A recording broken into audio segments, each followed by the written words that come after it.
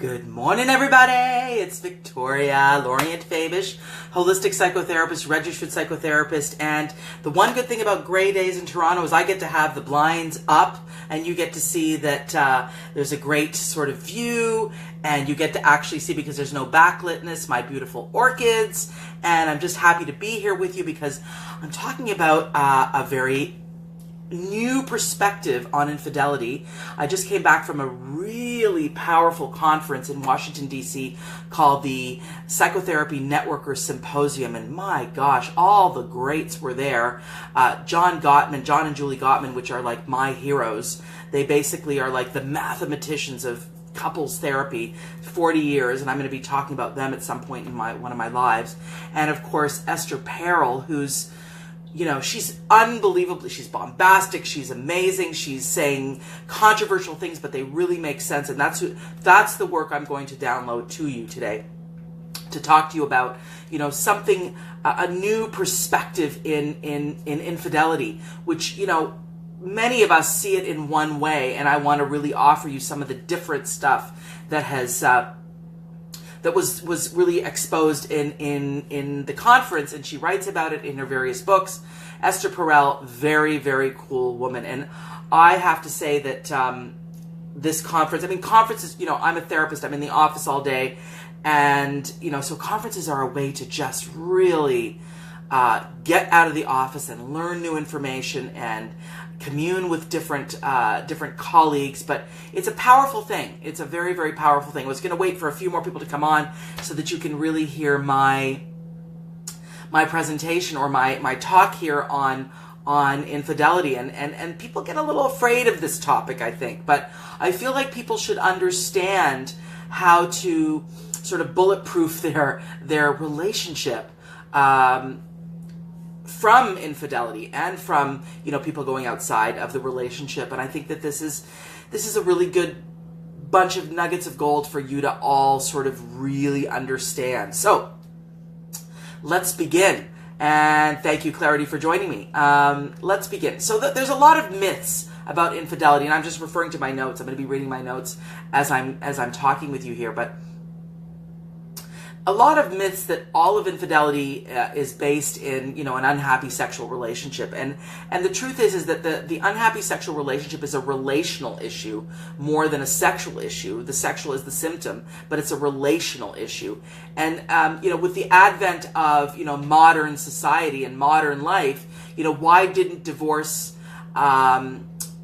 make infidelity obsolete? You know, why didn't just, you know, with the advent of divorce, why didn't, you know, just leave the relationship, make the infidelity piece obsolete? So there's something else going on that keeps people cheating and keeps people, you know, not wanting to let go of what they've built. You know, that's something as a psychotherapist that I see is people have built so much, and to then just leave, you know, I have to say the new shame is staying after cheating. But I really got to tell you that clients that I work with, and a lot of what Esther Perel talked about, is that there is what I'm going to refer to my notes here, post-traumatic growth. Not just post-traumatic stress, but post-traumatic growth. And I really believe that, because some of the best conversations couples are having is after someone has been discovered to be cheating, which is kind of wild as you think about this. But it is something for people to understand that, you know, it isn't necessarily a foregone conclusion. You cheat, you're unhappy, therefore you leave. There is hope for the relationship post infidelity, I believe. And this is not just in heterosexual couples, this is in gay couples. I think this is, and Esther Perel talks a lot about that. A lot of gay couples kind of have it differently than straight couples, because they have a different relationship to more of an open marriage. Not that she says that works, but she says that there's more dialogue about it and more communication about it, versus that's a completely banished topic. And I really appreciate that. I work with gay couples, I work with straight couples. It's you know, there's a much more openness to talk about the possibilities, even the feelings about cheating or the feelings about going outside the relationship, that I feel are that heterosexual couples could really make sure that they bring that onto their relationship as well. But at the heart of an affair, Esther Perel says in this presentation, and based on her books that she's written, is the looking to claim the lost self that the relationship has become. A lot of no, like a deadening of the self, and then the affair is like an enlivening of the self. Again, this is not about excusing the cheating or of any kind, but it's to understand the depth of what happens when someone goes outside the relationship. It's not always because they're sexual addicts or because they're bad people. Really, it's about, really good people, beautiful, excellent human beings, and then they'll have this one transgression. What I experience in my offices are people having, years and years and years of absolutely, full lives in their relationship, no transgressions, no cheating, but then, there comes sort of like a breaking point of deadness. They've basically created a relationship culture in which they've lost their self-cultures, and then the relationship culture is based on people kind of not acknowledging one another, not really communicating. It's kind of a deadening of the relationship. And then the person who leaves to go, not leaves, but stays in the relationship, but goes and transgresses and has, goes and cheats and finds other people, or other person, sometimes it's a love experience, is because they're really searching and longing for the lost self, which is just, profound, because to me, it's a dysfunctional expression of a positive impetus.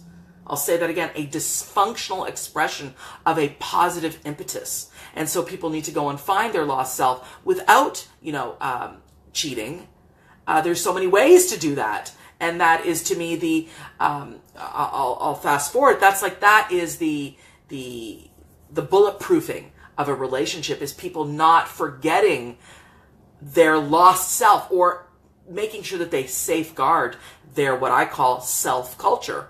Finding, keeping, maintaining their self-culture. And so that therein lies the trauma of a cheating experience is it's a trauma, and then therein lies the post-traumatic growth that Esther Perel talks about powerfully. And another thing I want to talk about in terms of, when people come to my office, someone's been found out, what isn't helpful are these kind of predatory questions, who was it? Where did it happen?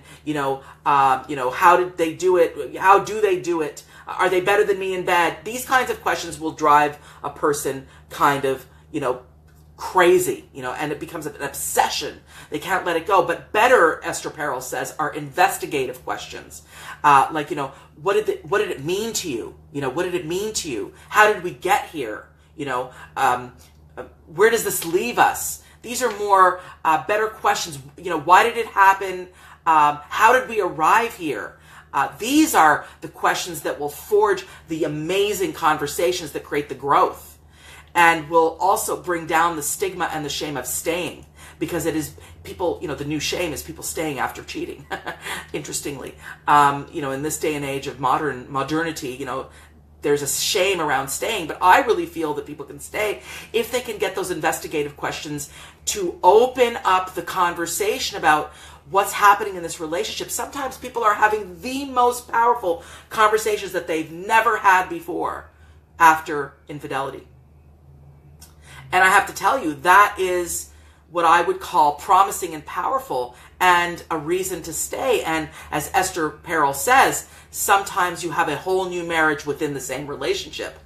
A whole new marriage within the same relationship. And that is just extremely interesting to me to hear that, because so many people think, well, it's called, I'm not happy, they cheated, I'm out. Well, hang on a second. There's a family, there's a home, there's a life, there's a whole culture that you're living in a family. Can you heal it? And I believe yes, as does Esther Perel. So I really feel, and and also the thing that's important is what Esther Perel talks about is this kind of predatory distrust that distrust is if you need to know everything, you will trust nothing ever. And so, and this is one thing that she says, that I'm reading my notes, an active engagement with the unknown is what can create a sense of desire and sexuality between the couple. And, obviously, the unknown piece, to find a way to navigate the unknown without being this kind of, predatory, I need to know, which is extremely destructive. That becomes replaced with, okay, I'm going to live with some unknowns, because obviously you can't monitor the person 24/7. So how are you going to live? So so that's where there needs to be an active engagement, as Esther Perel says, to engage with the unknown, which is very, very powerful. Now, the person who cheated has to be, as Esther says, the vigilante of the relationship. Like, they're not just sort of, they have to apologize. Harriet Lerner, I will talk about the power of apology. Harriet Lerner, who also wrote The Dance of Anger, Dance of Intimacy, she talks about the right kind of apology. And so there has to be some really good quality apologies, not just, I'm sorry that you're feeling this way. That's the wrong kind of apology. People do that. I'm sorry I hurt you. I messed up. I totally screwed up, and this is... there's no excuse for going and doing what I did, and I just need you. And the person who cheated needs to be the vigilante of the relationship, and needs to be the one that is saying, I am, like, if the topic hasn't come up in a while, bring it up, talk about it, create the growth, create the experience where there is a communication. Because if you just sit as the person who has been unfaithful and, sit in the nothingness and the quietness of it all, guess what's going to happen? More of the deadening of the relationship. And guess what? You're just right back to the same old dead relationship. So what you want to do is you want to recover your self-culture, but you want to be the vigilante. The person, as Esther Perel says, the person who protects that relationship in a way that they hadn't protected it before. Especially, obviously if you want to stay. And I mean, it's such a wound. Let's be clear. This is not something, we have to be clear that this is a fundamental wound, because when we engage in marriage, we're thinking, this is my one and only. This is the person. I chose you because because I thought you would never do this to me. So the wound is at a person's core. And so when you are the person who perpetrated that wound, you need to be learning how to apologize and how to protect that relationship as you go forward, and how to open up, how to answer the questions that are going to be asked of you. And I don't believe that the question, and make sure that the questions are like in a therapy office that can allow for investigative, healthy questions, as in, what did it mean to you, and how did we arrive here is the best question. How did we arrive here? Because that's a disclosure-oriented question about what the person was actually seeking. And also, I love what she says. Here's a quote from Esther Perel, and I recommend you read her book. It's just the breach breaks the spell of how people desexualize each other to preserve security. The breach, the cheating, breaks the spell of how people desexualize each other to preserve security.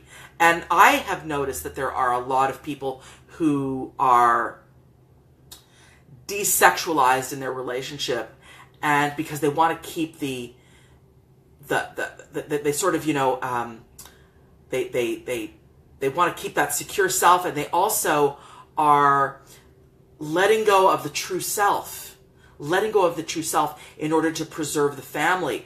And that is exactly my philosophy. You cannot let go of your true self. And that is not a narcissistic pursuit, to find and keep and preserve your true self. That is what preserves and makes for good relationships, is to make sure that your self-culture is alive and well, so that your relationship culture is impacted by that aliveness, and to encourage your partner to preserve and keep their self-culture in order to preserve the relational culture. And then ultimately, the family culture and the generations are positively impacted by that. And we can't forget how important that is. People say to me, well, I can't be myself, because my relationship can't withstand that. I'm like, well, this is not gonna, it's not gonna last. It's just not. Oh, and Esther says, here's another quote from Esther Perel: surveillance is not trust, it's captivity. That's the predatory love. You want to really watch that you not engage in the surveillance of your partner, because as I said, you've got to be willing, to, when you trust people to be themselves, you've got to be willing to navigate the unknown and not live in this paranoia, and allow for trust to come, because really, as I said, we can't, have a, monitoring system on your partner. It's just not going to work. In fact, it never does. So if you have any questions, please let me know. And also, I wanted to just make sure that you're getting this notion. And the biggest safeguarder of a relationship, the biggest safeguarder, is to work on yourself, work on your embitterment, work on anger, work on your unhappiness, work on your own depression, and work on not allowing yourself to have your self-culture die, because I promise you, you will then allow the relationship culture to die as well. I just want to look at my notes and see if there's anything else here for you to have. So, oh yeah.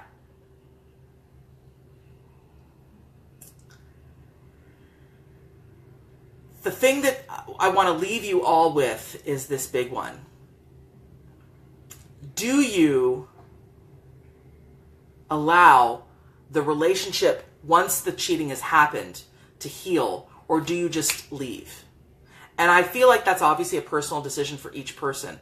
But I really want you to understand that there is an opportunity with any infidelity experience to totally grow from this crisis, whether you personally grow or the relationship grows, and to change the entire relationship and create a whole new relationship. And I just want to banish the shame of staying after cheating, because usually a lot of cheating occurs just one time. They've had all these years of never transgressing, then one time, and then that one time destroys everything, blows up their life. So I want you to know that I have seen hope after cheating. I have seen relationships completely renew. I have had couples tell me that if it hadn't been for the infidelity, they would not have experienced such a magnificent rebirth in their relationship. And I feel that and they have become the safeguarders of the relationship, and the safeguarders of not only the relationship, the family, but also, most importantly, the self.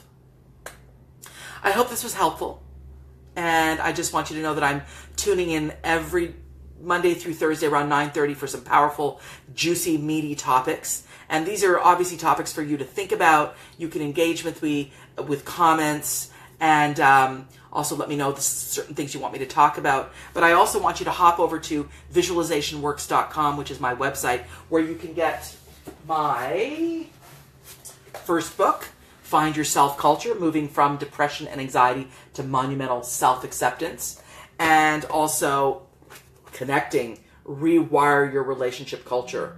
And my website has a lot of online programs. I have a program called, the Keys to Long-Term Passionate Marriage, and Boundaries, Codependency, Recovering from Narcissism. Check it out. It's all on my website at visualizationworks.com. I'm wishing you a fantastic day, and just please keep loving yourself, keep doing what is right for you, and also, if it feels right, join my new group, Healthy or Positive Self-Culture, Relationship Culture, and Family Culture. Blessings. Take care.